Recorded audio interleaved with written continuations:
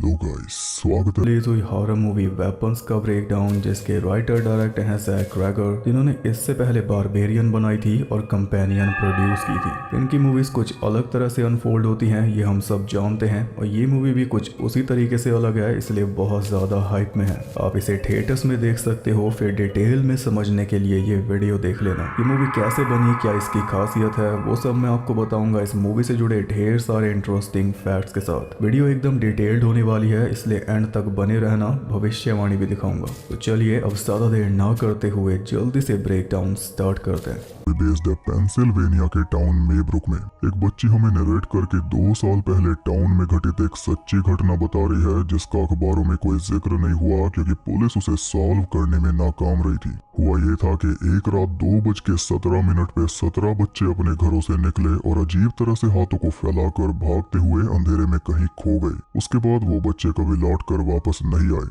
उन 17 बच्चों के बीच कनेक्शन ये था कि वो सभी एक ही क्लास के थे, टीचर जस्टिन ग्रैंडी की 3rd क्लास के।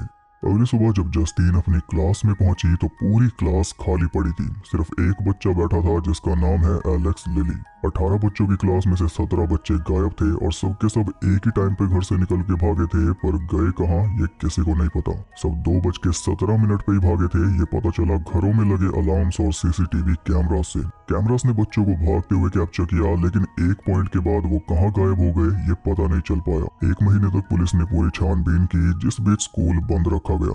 एलेक्स को उसके पेरेंट्स के साथ बैठाकर पूछताछ की गई क्योंकि सबसे मेन कड़ी वही था। उसके सारे क्लासमेट्स गायब हो गए, वो तो बड़ी बात थी ही, लेकिन वो क्यों नहीं हुआ ये उससे भी ज्यादा बड़ी बात थी। बच्चों ने कुछ प्लान किया था या फिर कोई टीवी शो देखा था जिसमें ऐसा कुछ दिखाया गया हो। ऐसी कई सारी बातें एलेक्स से पूछी गई, लेकिन उसे कुछ भी पता नहीं था। वहीं जस्टिन से भी पूछताछ की गई क्योंकि शक उसके ऊपर भी था, लेकिन वो भी इस बारे में कुछ नहीं जानती थी, बल्कि वो खुद इस वाक्य से परेशान थी क्योंकि एकदम से वो पूरे टाउन की दुश्मन बन चुकी थी। हर कोई पूरी जिम्मेदारी उसी के ऊपर डालना चाह रहा था क्योंकि वो टाउन में नई टीचर आई थी, लेकिन उसे भी सच में बच्चों की चिंता थी। अब ये जो बच्चों के घर से जाने का टाइम है 2:17, ये हमें रेशो बता रहा है पूरी क्लास का। क्लास में 19 लोग, जिसमें 18 बच्चे और एक टीचर। उनमें से 2 बचे हैं, जस्टिन और एलेक्स, और 17 गायब। और डायरेक्टर ने बताया है कि 217 रेफरेंस है द शाइनिंग नॉवल के इनफेमस रूम नंबर 217 का, जिसे स्टैनली कुब्रिक की फिल्म में 237 कर दिया था, पर मिनी सीरीज में 217 है। इसके अलावा यहाँ इंडिया का भी जिक्र आया हुआ है इस सीन में। 1948 में ऐसा क्या हुआ था जो बच्चों को हिस्ट्री में पढ़ाया जा रहा है? महात्मा गांधी असैसिनेशन। जस्टिन ग्रैंडी और महात्मा गांधी भी सिमिलर साउंड करते हैं अगर अंग्रेजों की तरह बोलो तो। खैर, 1 महीने बाद ये फैसला लिया गया कि स्कूल को फिर से खोला जाएगा क्योंकि बाकी बच्चों की पढ़ाई जरूरी है। तो स्कूल रीओपन करने से पहले एक रात पहले स्कूल में एक मीटिंग रखी गई जिसमें टाउन के सभी लोग जमा हुए थे। यहाँ से असली मूवी शुरू होती है और मूवी की स्टोरी सीधी नहीं है, बल्कि हमें अलग अलग कैरेक्टर्स की स्टोरीज दिखाई जाएंगी जो कुछ पॉइंट्स पे आपस में टकराएंगी और हमें एक नया नजरिया भी देंगी चीजों को जानने का। हम भी इस मूवी को सॉल्व करेंगे। तो सबसे पहली कहानी है टीचर जस्टिन की, जो शुरू हो रही है उसी रात वाली स्कूल मीटिंग से। स्कूल का प्रिंसिपल मार्कस मिलर सभी लोगों को धैर्य बंधा रहा था, लेकिन उन्हें मार्कस की सुननी नहीं थी, उन्हें सुननी थी जस्टिन की कि उसका क्या कहना है। एक आदमी ने खड़े होकर मार्कस को टोक दिया क्योंकि उसका बच्चा मैथ्यू भी गायब हुआ था और उसे जस्टिन पे बहुत ज्यादा गुस्सा था क्योंकि बाकी टीचर्स की क्लासेस सारी सही सलामत है, सिर्फ जस्टिन की क्लास के बच्चे गायब क्यों हुए? ऐसा उस क्लास में क्या हुआ था? इस पे उसे सफाई चाहिए थी खुद जस्टिन से। तो जस्टिन स्टेज पे आकर अपने दिल की बात बोलने लगी कि मैं तो उन बच्चों से प्यार करती थी, लेकिन इससे लोग और ज्यादा भड़क उठे। अब इससे पहले कि हालात बिगड़े, मार्कस ने जैसे तैसे जस्टिन को सही सलामत बाहर निकाला और उसे राय दी कि सीधा अपने घर जाना, लेकिन वो पहुंच गई गैस स्टेशन वाले लिकर स्टोर पर शराब लेने। स्टोर के बाहर एक लड़का उससे पैसे मांगने लगा, पर उसने अवॉइड किया। फिर अंदर जाकर उसने 2 बॉटल्स ली, तभी उसके पास एक अननोन नंबर से फोन आया और फोन पर कोई लेडी उसे सावधान कर रही थी कि संभल के रहना। स्टोर के बाहर निकली तो वो लड़का दोबारा उससे छुट्टे पैसे मांगने लगा, पर उसे दोबारा अवॉइड करके वो आगे बढ़ गई कि तभी उसकी नजर पड़ी पास खड़े एक ट्रक पर, जिसमें कोई आदमी बैठा हुआ उसी के ऊपर नजर रख रहा था। जस्टिन अपनी कार में बैठकर घर पहुंच गई, पर इतना शक उसे हो चुका था कि कोई उसका पीछा कर रहा है। वो टीवी ऑन करके अपने लिए ड्रिंक बनाने लगी और टीवी में कोई मैजिक शो टाइप चल रहा था। तभी उसके घर की डोरबेल बजी, पर जब उसने जाकर देखा तो बाहर कोई नहीं था। वो वापस आने लगी, तभी किसी ने बहुत जोर से दरवाजा नॉक किया, जिसके बाद तो वो भी गुस्से में बाहर निकल गई क्योंकि डरती तो वो भी नहीं, लेकिन इस बार भी कोई नहीं था। हम अगर कोई रेड पेंट से उसकी कार के ऊपर विच लिख के चला गया। जस्टिन ने उसे मिटाने की बहुत कोशिश की पर वो मिटा नहीं, इसलिए उसी हालत में कार को लेकर वो स्कूल पहुंच गई, जहां पे उसे एक और झटका लगा। मार्कस ने उसे स्कूल आने से मना कर दिया जब तक पेरेंट्स शांत नहीं हो जाते। उसने जस्टिन को ये भी सलाह दी कि किसी मेंटल हेल्थ स्पेशलिस्ट को दिखाओ, तुम अभी बहुत ज्यादा स्ट्रेस से गुजर रही हो। और जस्टिन ने बोला कि मुझे बस काम करने की जरूरत है, मुझे बस मेरा दिन भरना है। किससे? बच्चों से। बोलती तो फंस जाती, इसलिए उसने बोला ही नहीं। वो बोली कि मुझे एक बार एलेक्स से बात करनी है, पर मार्कस ने उसे साफ मना कर दिया क्योंकि एलेक्स पहले से ही सदमे में है। मीडिया और पुलिस द्वारा उसे बहुत ज्यादा परेशान किया गया है। बड़ी मुश्किल से उसकी लाइफ वापस नॉर्मल करने की कोशिश की जा रही है, उसे दूसरी क्लास में डाल के। इसलिए जस्टिन किसी भी हाल में उससे नहीं मिल सकती, क्योंकि जस्टिन अपनी टीचर वाली लाइन पहले भी कई बार क्रॉस कर चुकी है, जिस वजह से इसे पिछले स्कूल से निकाला भी गया था। जैसे बच्चों को हक कर लेना, किसी बच्चे को घर तक छोड़ के आना क्योंकि वो अपने बच्चे समझ के उनकी केयर करती है। लेकिन इन्हीं हरकतों की वजह से पेरेंट्स और ज्यादा तपे हुए हैं, वो ये बात नहीं समझते। अब जस्टिन को एलेक्स से इसलिए मिलना है क्योंकि बस यही दोनों बच्चे हैं। इनका दर्द कॉमन है जो कोई और नहीं समझ सकता। अपनी कार में बैठकर जस्टिन रोने लगी, तभी स्कूल की छुट्टी हो गई और उसने एलेक्स को जाते हुए देखा और देखकर ही वो समझ गई कि एलेक्स भी उसी की तरह दुखी है। फिर वो पुलिस स्टेशन पहुंची, उसकी कार पे जो लिखा है उसकी कंप्लेन करने, और वहाँ पे उसे दिखाई दिया उसका ex boyfriend police officer Paul. वहाँ पे दूर से ही हाय हेलो हुई और फिर रात को दोनों एक बार में मिले, जहाँ पे हम देख पाए कि पॉल की उंगली में चोट लगी है। खास बात यह है कि बार के अंदर भी पॉल कोल्ड ड्रिंक पी रहा है क्योंकि अब इसकी शादी हो चुकी है अपने बॉस पुलिस कैप्टन एड की बेटी डोना से। शादी के बाद इसने शराब छोड़ दी है, और छोड़ तो जस्टिन ने भी दी थी, लेकिन आजकल शराब ही उसका सहारा है। पॉल बताता है कि डोना के साथ उसका कुछ अच्छा नहीं चल रहा, बस इतना बताने की देर थी। फिर इसके बाद जस्टिन के कहने पर उसने शराब भी पी और बाद में जो कुछ होना था दोनों के बीच वो भी हुआ। अगले दिन जस्टिन ने ही पॉल को ड्रॉप किया और पॉल ने उसे समझाया कि इन्वेस्टिगेशन का काम तुम पुलिस के ऊपर छोड़ दो, लेकिन जस्टिन कहाँ मानने वाली थी। उसने स्कूल की छुट्टी होते ही एलेक्स का पीछा किया उसके घर तक। खुद को रोक नहीं पाई तो जाके दरवाजे पे नॉक भी कर दिया, लेकिन दरवाजा किसी ने खोला नहीं। तब उसने नोटिस किया कि घर की सारी विंडोज को न्यूज़पेपर से कवर कर रखा था। घर के पीछे एक विंडो थी जिसमें न्यूज़पेपर्स के बीच में थोड़ा गैप था, तो उसी गैप से जस्टिन ने घर के अंदर झांक के देखा तो वो दंग रह गई। एलेक्स के माँ बाप अंधेरे में सोफे पे बैठे हुए थे, बिल्कुल पुतलों की तरह, जरा सी भी हरकत नहीं कर रहे थे। ये बात बहुत ज्यादा अजीब थी, इसलिए जस्टिन ने सीधा मार्कस के पास फोन मिलाया, पर मार्कस ने उसकी एक ना सुनी। फिर जस्टिन लिकर स्टोर में पहुंची और शराब लेने, और वहां उसका पीछा करते हुए आ गई पॉल की वाइफ डोना। कल रात जो कुछ हुआ इन दोनों के बीच उसे सब कुछ पता चल चुका था। उसने जस्टिन को पकड़ के नीचे फेंका और उसके ऊपर शराब डाल दी। वो तो सही टाइम पर एक वर्कर आकर उसे ले गया, वरना पता नहीं वो क्या करती। एक और पर्सन जो जस्टिन को विच की तरह ट्रीट कर रहा है, शराब छिड़क के आग लगा के जिंदा जला देना। इस रात जब जस्टिन सोई तो उसे अपने स्कूल का सपना आया, और जैसे वो अपने क्लासरूम में गई तो क्लास में सारे बच्चे मौजूद थे, लेकिन सब हेड डाउन करके बैठे हुए थे। उसके आने पर सिर्फ एलेक्स ने सर ऊपर किया। उसके चेहरे पर क्रीपी सा क्लाउन मेकअप हुआ पड़ा था, और उससे भी ज्यादा क्रीपी वो स्माइल दे रहा था, जिसे देखकर जस्टिन जाग उठी। लेकिन नाइटमेयर अभी बाकी था, क्योंकि जैसे वो दोबारा लेटी, ऊपर सीलिंग पे उसे एक अजीब सी लेडी चिपकी हुई दिखाई दी, वैसे ही क्लाउन मेकअप में। उसे देखकर वो सच में जागी।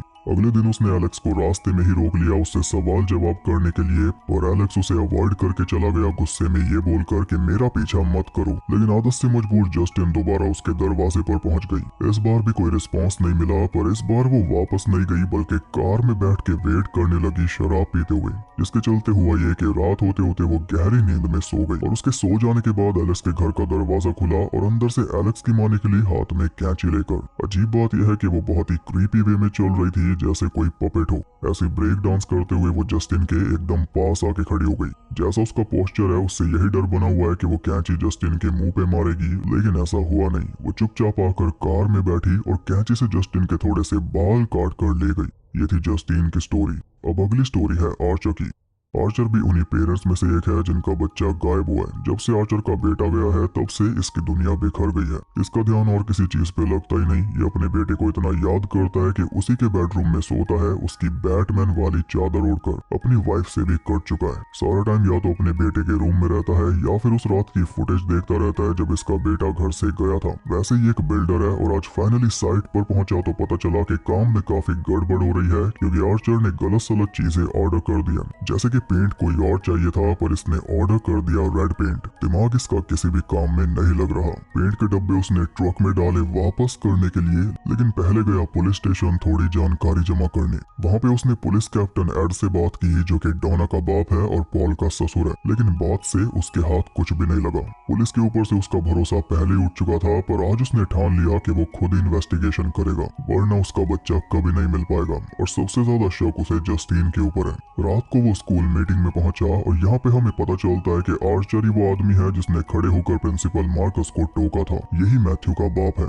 इसी ने जस्टीन के ऊपर सवाल उठाए थे, लेकिन जस्टीन की स्टोरी में हमें इसका चेहरा तक नहीं दिखाया गया था, क्योंकि उसकी स्टोरी में ये एक नोबडी था जो बस बैकग्राउंड में बोल रहा था। पर इसकी स्टोरी देखकर हमें पता चलेगा कि जस्टीन की स्टोरी में इसका कितना बड़ा रोल था। जैसे कि लिकर स्टोर के बाहर जो ट्रक खड़ा था, उसमें यही बैठकर जस्टीन को फॉलो कर रहा था। और जैसा कि आप जानते ही हो, इसी के ट्रक में रेड पेंट पड़ा था, तो जस्टीन की कार पे विच इसी ने लिखा था। रात को जब वो सो रहा था तो अचानक से उसकी आंख खुल गई और जागकर उसने खुद को ही बेड पे सोया हुआ पाया। टाइम हो रहा था 2:17 जब बच्चे घर से निकले थे, यानी उसी टाइम में पहुंच चुका है और अब अपने बेटे को बचा सकता है। वो जल्दी से नीचे भागा तो दरवाजा अपने आप खुल गया। बाहर उसे मैथ्यू भागता हुआ दिखा, तो उसने मैथ्यू का पीछा किया और पीछा करते करते वो पहुंच गया एक घर तक, अपने ही घर तक, जिसके अंदर मैथ्यू जाता हुआ दिखाई दिया। मिरर वर्ल्ड टाइप, जिसमें सब उल्टा हो रहा है। घर के ऊपर उसे एक बड़ी सी राइफल दिखाई दी जिसपे लिखा था 217, वही टाइम, और ये वेपन तो है ही। वो जल्दी से अंदर जाके मैथ्यू के रूम में पहुंचा तो उसने मैथ्यू को बेड पर पाया। उसने मैथ्यू से कई सवाल किए, लेकिन मैथ्यू कुछ भी बोल ही नहीं रहा था। आखिर में आर्चर ने उसे वो बोला जो वो आज तक नहीं बोल पाया था, आई लव यू। और ऐसे बोलते ही मैथ्यू की जगह उसे दिखाई दी वही क्लाउन मेकअप वाली लेडी जो जस्टीन को भी दिखाई दी थी सपने में, और ये भी सपना ही था। जैसे जस्टीन उस लेडी को देखते ही जाग गई थी, वैसे ही आर्चर भी जाग गया। आर्चर को सपने में वो बड़ी सी राइफल इसलिए दिखी क्योंकि जिस रूम में ये सोता है, इसके बेटे का रूम, उसमें सामने ही एक गेम का पोस्टर लगा हुआ है जिसमें वही बड़ी सी राइफल है, और वो टाइम तो इसके दिमाग में अटका हुआ है ही। वैसे इसके बेटे के रूम में मैड मैक्स फ्यूरी रोड का भी पोस्टर लगा हुआ है। जिसने ये मूवी नहीं देखी जरूर देख लेना। अब बस ये क्रीपी लेडी की गुत्थी सुलझानी बाकी है।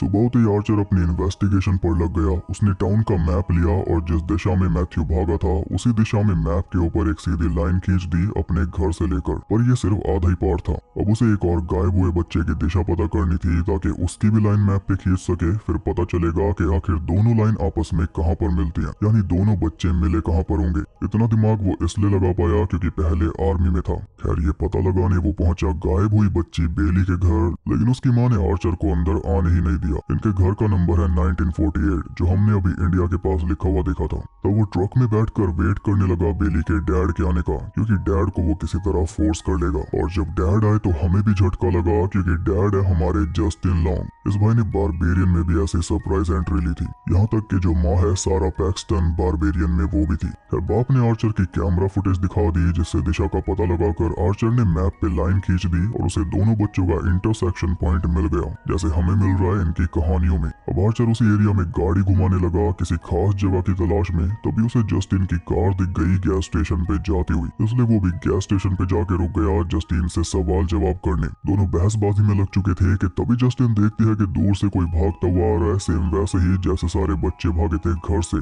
जब थोड़ा पास आया तो पता चला कि वो तो प्रिंसिपल मार्कस है, जिसके फेस पे खून ही खून दिखाई दे रहा है और उसकी आंखें भी अजीब तरह से थोड़ी बाहर निकली हुई हैं। इसके अलावा उसने मिकी माउस वाली टी शर्ट पहनी हुई है, वो वाला मिकी माउस जो पब्लिक डोमेन में आ चुका है, इसलिए यूज किया है मूवी में।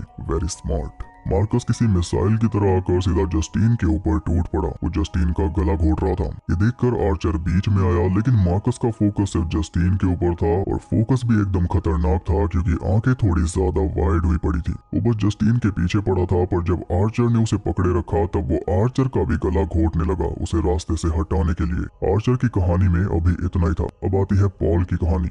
तो पॉल की वाइफ डोना काम से बाहर गई थी 3 दिन के लिए, और पॉल ने उसे प्रॉमिस किया था कि वो शराब को हाथ नहीं लगाएगा। डोना से फोन पे बात करके वो पुलिस स्टेशन से बाहर निकला था, तभी उसे जस्टिन दिखाई दी थी जो कंप्लेन लिखाने आई थी। तब इन दोनों की दूर से हाय हेलो हुई थी। और एक कमी बताऊं तो पॉल की कहानी में ये राइट हैंड से हेलो कर रहा है, जिससे हमें पता चल रहा है कि अभी इसकी उंगली पे कोई चोट नहीं लगी है, पर रात तक लग जाएगी। लेकिन जस्टिन की स्टोरी में इसने लेफ्ट हैंड से हेलो किया था, राइट हैंड इसका जेब में था। मेरे हिसाब से ये गलती नहीं है, ये बस हमें बताने के लिए है कि जस्टिन का इस पे उतना ध्यान नहीं था जबकि इसका है। यहाँ उनके बीच कोई बात नहीं हुई। पॉल सीधा कार लेकर पेट्रोलिंग स्विमिंग पर निकल गया और शायद ये बियर ही पी रहा है, कोक नहीं। बदले हुए हाव भाव से अंदाजा लगा सकते हैं। रास्ते में उसे दिखाई देता है जेम्स, वही लड़का जो लिकर स्टोर के बाहर जस्टिन से छुट्टे पैसे मांग रहा था। ये एक ड्रग एडिक्ट है जो चोरी चकारी करके ही नशे करता है। पॉल ने उसे ताक झांक करते हुए देख लिया और पॉल को देखकर उसने भी भागना शुरू कर दिया, लेकिन आखिर में पकड़ा गया। उसकी तलाशी लेने से पहले पॉल ने उससे पूछा कि तुम्हारी जेब में कुछ ऐसा तो नहीं है जिससे मुझे नुकसान पहुंचे।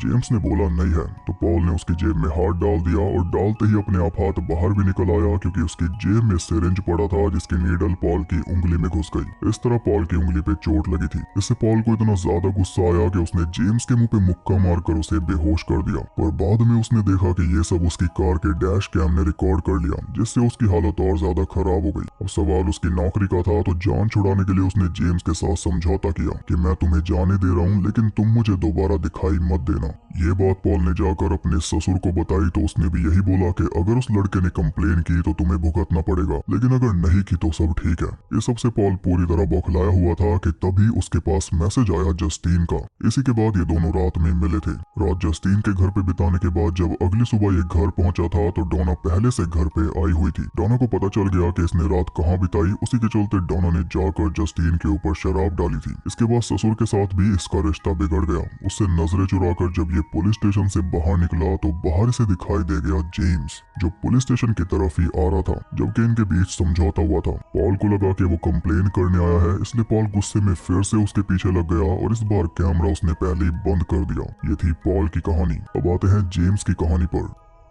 जेम्स रहता है टेंट में, जो कि उसने जंगल में डाल रखा है टाउन से बाहर, क्योंकि वहाँ पे कोई रोक टोक नहीं होती। टाउन में जाकर ये चोरी चकारी करता है, फिर चोरी का सामान बेचकर नशा करता है वापस टेंट में आकर। तो एक दिन एक कार में से उसे एक बच्ची का बैग मिल गया जिसमें से टैबलेट वगैरह निकल गया। तो उसे बेचने वो दुकान पर पहुंचा, लेकिन दुकान वाले ने वो लिया नहीं, क्योंकि इलेक्ट्रॉनिक सामान ऐसे कोई नहीं लेता। सामान तो नहीं बिका, पर वहाँ पे लगे पोस्टर से जेम्स को इतना पता चल गया कि टाउन के कुछ बच्चे मिसिंग हैं, जिनकी जानकारी देने पर $50,000 का इनाम है। वहां से निकलकर वो और जगह हाथ मारने की फिराक में था जब पॉल ने उसे पकड़ा। और जेम्स के नजरिए से हमें पता चलता है कि उसने पॉल की समझौते वाली बात सुनी नहीं थी, क्योंकि वो होश में ही नहीं था। पॉल से पीछा छुड़ाकर वो फिर से टाउन में घूमने लगा और तब उसे दिखाई दिया एलेक्स का घर, जिसके बाहर पेपर्स बिखरे पड़े थे और लॉन की घास बड़ी हुई थी, जिन्हें देखकर जेम्स को लगा कि घर खाली पड़ा है, चोरी की जा सकती है। घर के पीछे जाकर ऊपर की विंडो से वो अंदर घुसा और उसने सामान जमा करना शुरू कर दिया। तभी उसकी नजर पड़ी एलेक्स के पेरेंट्स के ऊपर,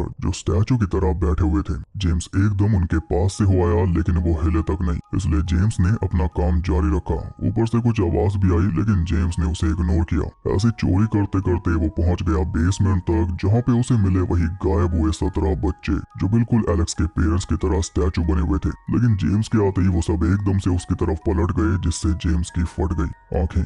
वो जल्दी से बाहर निकला तो एलेक्स के पेरेंट्स भी उठ के उसकी तरफ आने लगे। तब कहीं जाकर वो घर से बाहर निकल के भागा, लेकिन उसे मिसिंग बच्चे मिल चुके थे जिनके ऊपर मोटा इनाम था, इसलिए उसने पुलिस के पास फोन मिलाया बच्चों की जानकारी देने के लिए। पर पुलिस ने उसे बोला कि अगर तू सीरियस है तो पुलिस स्टेशन में आके रिपोर्ट कर, तब मिलेंगे पैसे। इसी वजह से जेम्स पुलिस स्टेशन की तरफ जा रहा था जब पॉल ने उसे देख लिया और वो गुस्से में दोबारा जेम्स के पीछे लग गया, अपनी नौकरी पे खतरा समझ के। यहाँ पे आके इन दोनों की कहानियां आपस में मिल गई। पॉल से बचने के लिए जेम्स जंगल में भाग गया, जहाँ पे उसे दिखाई दी वही क्लाउन मेकअप वाली लेडी, जो दूर से जेम्स की तरफ हाथ हिला रही थी। और ये कोई सपना नहीं है। आमतौर पे लोग जेम्स को अवॉइड करते थे, पर आज जेम्स उसे अवॉइड करके अपने टेंट में जाकर छुप गया। तभी कोई टेंट के पास आया तो जेम्स ने इंजेक्शन उठाकर उसके फेस में घुसा दिए और वो निकला पॉल, जिसे ये हरकत बिल्कुल भी पसंद नहीं आई। वो जेम्स को गोली मार देता अगर जेम्स ये ना बोलता कि मैंने उन गायब हुए बच्चों को देखा है, मैं जानता हूँ वो कहाँ पर है। पॉल को लेकर वो एलेक्स के घर पहुंचा और जेम्स को कार में छोड़कर पॉल अकेला गया चेक करने। हैरानी की बात यह है कि इस बार किसी ने दरवाजा खोला और पॉल अंदर चला गया, लेकिन फिर वो कई घंटों तक बाहर आया ही नहीं। बाहर आया सीधा रात में और आकर जेम्स को भी घसीट कर घर के अंदर ले गया। इनकी कहानी यहाँ पे खत्म हुई। अब आती है मार्कस की कहानी। एलेक्स के घर में ताक झांक करने के बाद जब जस्टिन ने मार्कस के पास फोन किया था, तब मार्कस अपने पार्टनर टेरी के साथ शॉपिंग कर रहा था। जस्टिन ने बताया था कि एलेक्स के माँ बाप अंधेरे में स्टैचूज की तरह बैठे हुए हैं। तो जस्टिन की बातें सुनकर अगले दिन मार्कस ने एलेक्स के पेरेंट्स को स्कूल में बुलाया था, लेकिन पेरेंट्स की जगह स्कूल में आई थी एलेक्स की आंट ग्लैडिस, वही क्लाउन मेकअप वाली लेडी जो सबको दिखाई दे रही है। और स्टार्टिंग में जितनी भी पूछताछ एलेक्स से की गई थी उनमें एलेक्स की माँ की जगह यही एलेक्स के साथ बैठी थी, इसका भी हिंट हमें दिया गया था, लेकिन मार्कस उससे पहली बार मिल रहा है। ग्लैडिस बताती है कि एलेक्स के पेरेंट्स बीमार हैं, इसलिए ग्लैडिस ही पूरे घर का ध्यान रख रही है। और मार्कस कहता है कि मुझे पेरेंट्स से ही मिलना है क्योंकि मेरे पास एक कंप्लेन आई है, अगर वो नहीं आ सकते तो मैं खुद तुम्हारे घर आ जाऊंगा, लेकिन बात उन्हीं से करूंगा, तुमसे नहीं। ये सब सुनकर ग्लैडिस को गुस्सा आ गया, जो उसने तब तो नहीं दिखाया, लेकिन अगले दिन वो मार्कस के घर पहुंच गई। जब मार्कस ने मिकी माउस टी शर्ट पहनी हुई थी और उसके पार्टनर टेरी ने मिनी माउस वाली। ग्लैडिस ने आते ही पीने का पानी मांगा, वो भी एक बोल में। फिर अपने बैग में से कांटों वाली स्टिक निकाली जिसके ऊपर एक रिबन लिपटा हुआ था, और वो रिबन ग्लैडिस ने चुराया मार्कस के ऑफिस में से। फिर उस स्टिक के कांटे से ग्लैडिस ने अपने हाथ पे कट मारा और अपना खून मल दिया उस स्टिक के ऊपर। इसके बाद उसने टेरी के बाल काट लिए, जिस वजह से मार्कस पुलिस के पास फोन मिलाने लगा। और उससे पहले ग्लैडिस ने अपने बैग में से एक बेल निकाली, और जैसे ही उसने बेल बजाई मार्कस उसके वश में हो गया, क्योंकि मार्कस की बिलोंगिंग यानी वो रिबन उस स्टिक पे लिपटी हुई है जिसपे ग्लैडिस का खून लगने के बाद अब मार्कस ग्लैडिस के वश में आ चुका है। बेल के ऊपर 6 लिखा है और साथ में एक ट्रायंगल बना हुआ है, 666 यानी डेविल। और इस मूवी में भी 6 ही चैप्टर्स हैं। अब टेरी कुछ करता उससे पहले ग्लैडिस ने उसके बाल स्टिक पे लपेट के स्टिक तोड़ दी, और जैसे ही स्टिक टूटी मार्कस टेरी के ऊपर टूट पड़ा। अपना सर टेरी के सर पे मार मार के उसने टेरी का फेस क्रश कर डाला, और इसी के चलते उसे भी ऐसी इंजरी हुई कि उसकी आंखें बाहर निकल आई। टेरी मर चुका था पर मार्कस फिर भी रुक नहीं रहा था। तो ग्लैडिस ने वो स्टिक्स पानी में डाल दी, तब जाके मार्कस रुका। यानी ग्लैडिस ने मार्कस को यूज किया एज अ वेपन, और एक बार नहीं 2 बार। फिर उसने बैग में से जस्टिन के बाल निकाले जो एलेक्स की मॉम ने काटे थे। उस स्टिक पर उसने जस्टिन के बाल लपेट के स्टिक तोड़ दी, जिसके चलते मार्कस किसी मिसाइल की तरह टाउन के एक कोने से भागते हुए दूसरे कोने पे पहुंच गया जस्टिन को खत्म करने। यहाँ पे मार्कस, जस्टिन और आर्चर की कहानियां आपस में मिल गई। तीनों के बीच स्ट्रगल चला, जिसमें आखिर में ये हुआ कि जस्टिन कार में बैठकर निकल गई तो मार्कस उसके पीछे भागने लगा, लेकिन इसी चक्कर में वो एक कार के सामने आकर कुचला गया और खुद खत्म हो गया। पर इस वाक्य से जस्टिन और आर्चर की बातचीत चालू हो गई। आर्चर ने जस्टिन को वो मैप दिखाया जिसपे उसने लाइंस मार के एक इंटरसेक्शन पॉइंट बनाया था, और उस पॉइंट को देखते ही जस्टिन बोली कि यहाँ पे तो एलेक्स का घर है। अब यहाँ पे शुरू होती है एलेक्स की कहानी, सबसे मेन कहानी जो पूरी मूवी को फिक्स कर देगी। एलेक्स की कहानी शुरू होती है क्लासरूम में, जब जस्टिन बच्चों को पैरासाइट्स के बारे में पढ़ा रही थी, और जस्टिन के सपने में भी बोर्ड पे यही लिखा हुआ था। इसकी इंपॉर्टेंस आगे बताऊंगा। खैर एलेक्स का पूरी क्लास में कोई दोस्त नहीं था, बल्कि बच्चे उसे बुली किया करते थे, जिनमें टॉप पर था आर्चर का बेटा मैथ्यू। और एलेक्स इस सब के बारे में अपने पेरेंट्स को बताता ही नहीं था, बल्कि ऐसे दिखाता था जैसे स्कूल में वो बहुत मजे करता हो। फिर एक रात उसके घर पे रहने आ गई आंट ग्लैडिस, और अपने साथ वो एक कांटों वाला बॉन्साई ट्री लेकर आई थी जिसकी टहनियों से वो वशीकरण करती है। अगली सुबह एलेक्स ने ग्लैडिस को देखा और वो काफी ज्यादा बीमार नजर आ रही थी। यानी कि जिसे हम क्लाउन मेकअप समझ रहे थे वो असल में ग्लैडिस के लिए नॉर्मल मेकअप है, जवान दिखने के लिए। लाल विग पहनकर, चटक मेकअप करके और रंगीन कपड़े पहनकर वो अतरंगी बन के रहती है, जवान दिखे ताकि। पर असल में वो बहुत बीमार है। उसी बीमारी की वजह से वो एलेक्स के घर रहने आई है। एलेक्स अपने डैड से पूछता है कि ग्लैडिस क्या अब हमेशा हमारे साथ रहेगी? तो डैड कहता है कि ज्यादा से ज्यादा 1 महीना। हर दिन की तरह डैड ने एलेक्स को स्कूल छोड़ा और क्लास में बच्चों का टेस्ट हुआ, घड़ी देख के टाइम बताने वाला, जिसमें एलेक्स को दिक्कत हो रही थी क्योंकि बच्चे अब डिजिटली टाइम देखते हैं। हमने भी इस मूवी में डिजिटली देखा। मेन बात यह है कि आज एलेक्स के डैड उसे स्कूल से लेने नहीं आए। एलेक्स को अकेले पैदल घर जाना पड़ा, और घर जाकर वो देखता है कि उसके मॉम डैड दोनों डाइनिंग टेबल पे बैठे हुए हैं और उसे वेलकम कर रही है आंट ग्लैडिस उसके खुद के घर में। इससे पता चलता है कि ग्लैडिस ने घर को टेक ओवर कर लिया है। अपने डैड को होश में लाने के लिए एलेक्स ने उनके ऊपर पानी भी फेंक दिया, लेकिन वो वैसे ही बैठे रहे क्योंकि वो ग्लैडिस के वश में है। एलेक्स की बगावत देखकर ग्लैडिस ने इस रात उसे खाना नहीं दिया। अब आप सोचोगे कि ग्लैडिस ने एलेक्स को वश में क्यों नहीं कर लिया? क्योंकि एलेक्स से उसे अपना काम निकलवाना है जो वश में करके नहीं निकलवाया जा सकता। ग्लैडिस के वशीकरण की भी कुछ लिमिट्स हैं, वो आप आगे समझोगे। अगली सुबह एलेक्स नीचे आया तो उसके पेरेंट्स अब भी वहीं पे बैठे हुए थे, साथ में ग्लैडिस थी, और अब उसका चेहरा पहले से बेटर लग रहा था। ग्लैडिस ने एलेक्स को बोला कि तुम मेरे बारे में या अपने पेरेंट्स की इस हालत के बारे में स्कूल में किसी को नहीं बताओगे। अगर बताओगे तो क्या होगा वो उस उसने करके दिखा दिया। स्टिक तो थी ही उसके पास जिसके ऊपर दोनों पेरेंट्स के बालों को लपेटा हुआ था। उस पे अपना खून मला और फिर स्टिक तोड़ दी तो दोनों पेरेंट्स फोक उठाकर अपने फेस को पंचर करने लगे। एलेक्स ने बहुत रोका पर रुके नहीं। रुके तब जब ग्लैडिस ने स्टिक्स को पानी में डाला। इससे ग्लैडिस ने एलेक्स को डेमो दे दिया कि अगर उसने मुंह खोला तो उसके पेरेंट्स के साथ क्या कुछ हो सकता है। ग्लैडिस ने बोला कि मैं ऐसा कर दूंगी कि ये दोनों एक दूसरे को खा जाएंगे। डर के मारे एलेक्स चुपचाप स्कूल गया और ऐसे चुपचाप वापस घर आ गया। पेरेंट्स सेम जगह बैठे हुए थे, बस ग्लैडिस ऊपर अपने पेड़ के पास थी। ग्लैडिस ने एलेक्स को बोला कि अपने पेरेंट्स को कुछ खिला दो। घर में सूप के कैंस रखे थे तो एलेक्स ने वही गर्म करके अपने पेरेंट्स को खिला दिया। अब यही उसका डेली रूटीन बन चुका था। सुबह स्कूल जाना, फिर घर आके अपने पेरेंट्स को सूप बना के खिलाना, बर्तन धोना, सफाई करना, घर का सारा काम करना। सूप खत्म हो जाए तो खरीद के लाना, खुद भी वही खाना और पेरेंट्स को भी खिलाना। इतना कुछ वो डेली कर रहा था बिना किसी के सामने एक शब्द बोले। वो अंदर ही अंदर घुट रहा था, लेकिन किसी ने नोटिस ही नहीं किया क्योंकि पहले कौन सा कोई उसे पूछता था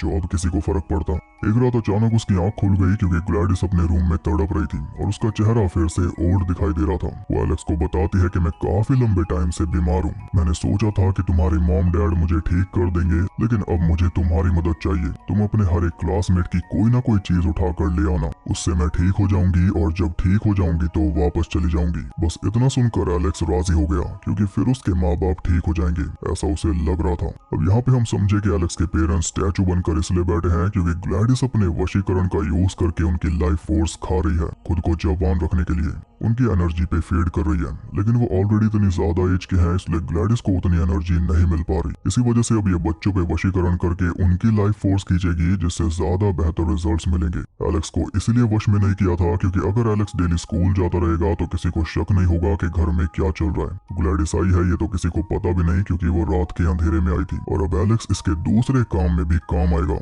इससे हम ये भी समझे कि ग्लैडिस सिर्फ दो ही तरह का वशीकरण कर सकती है उस पेड़ की टहनी के सहारे। एक तो वश में करके किसी की एनर्जी ड्रेन करना जिससे वश में होने वाला स्टैचू बन जाता है, और दूसरा स्टिक को तोड़ के वश में हुए व्यक्ति को एज अ वेपन यूज करना किसी को मारने के लिए। वो पेड़ बस इतना ही साथ दे सकता है ग्लैडिस का, वरना अगर इससे ज्यादा कुछ कर पाती तो पेरेंट्स जो वश में कर रखे हैं उन्हीं से सारा घर का काम करवा लेती और डैड को जॉब पे भेज देती, जिससे शक होने की गुंजाइश ही खत्म हो जाती। बल्कि पूरे टाउन को ही वश में कर लेती या कम से कम पुलिस को ही कर लेती, लेकिन ऐसा हो नहीं सकता। ग्लैडिस का वशीकरण जो टहनियों के सहारे चलता है वो लिमिटेड है, जिसकी भी एनर्जी खींचेगी वो स्टैचू ही बना रहेगा, वरना स्टिक तोड़ दे और वेपन बना ले, पर किसी को नौकर बना के काम नहीं करवा सकती। अगली सुबह एलेक्स स्कूल में जाता है और पूरे टाइम वो बस यही नजर मार रहा था कि किसका क्या चुराऊं, और आखिर में उसकी नजर चली गई सभी बच्चों की बास्केट्स पर जिन पे सबके नेम टैग लगे हुए थे। तो वही सारे नेम टैग उसने चुरा लिए, और तभी क्लास में जस्टीन आ गई और जस्टीन ने एलेक्स से पूछा क्या तुम ठीक हो, तुम पहले से ज्यादा शांत नजर आने लगे हो। यानी जस्टीन ने सच बोला था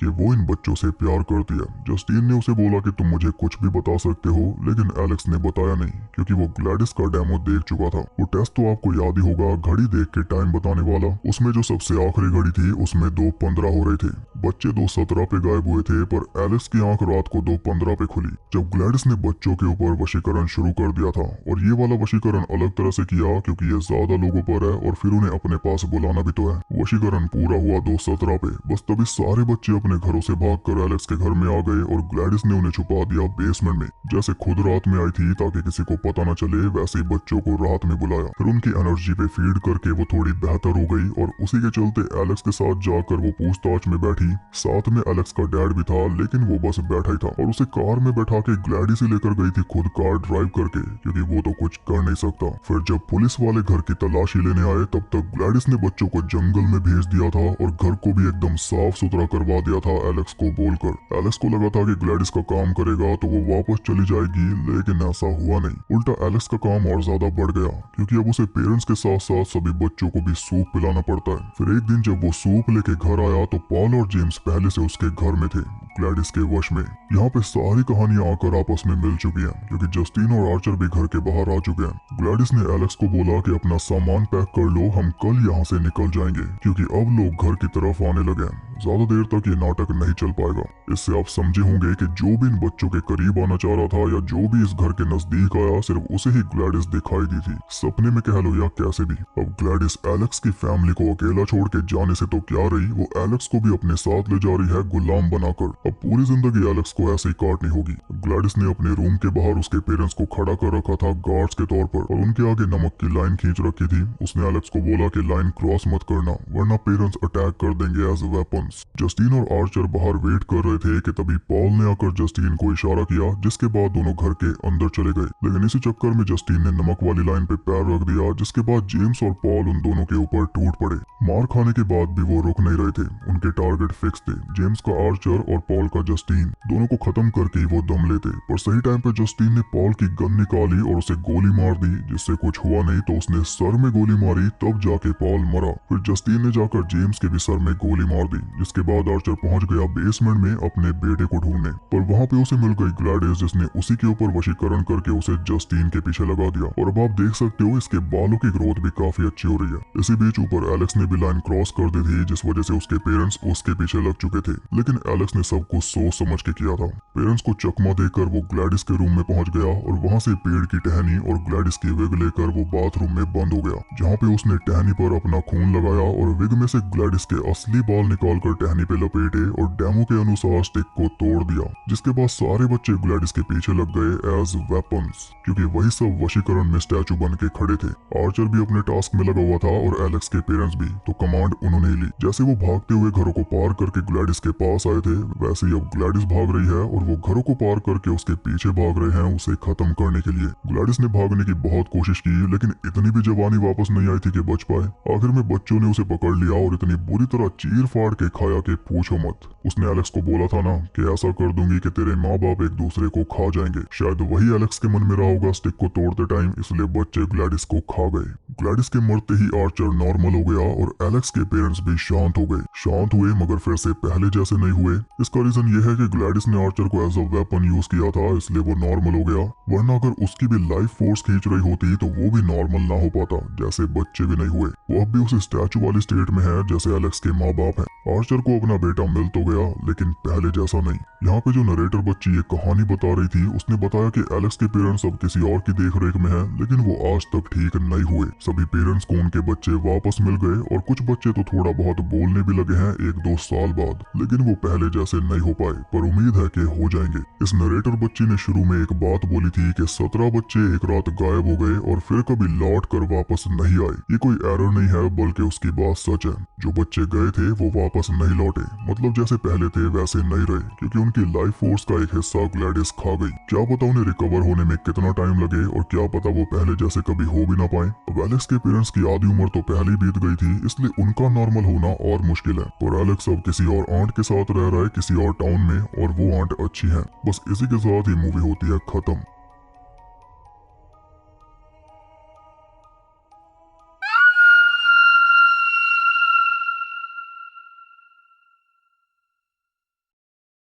Thank you for watching.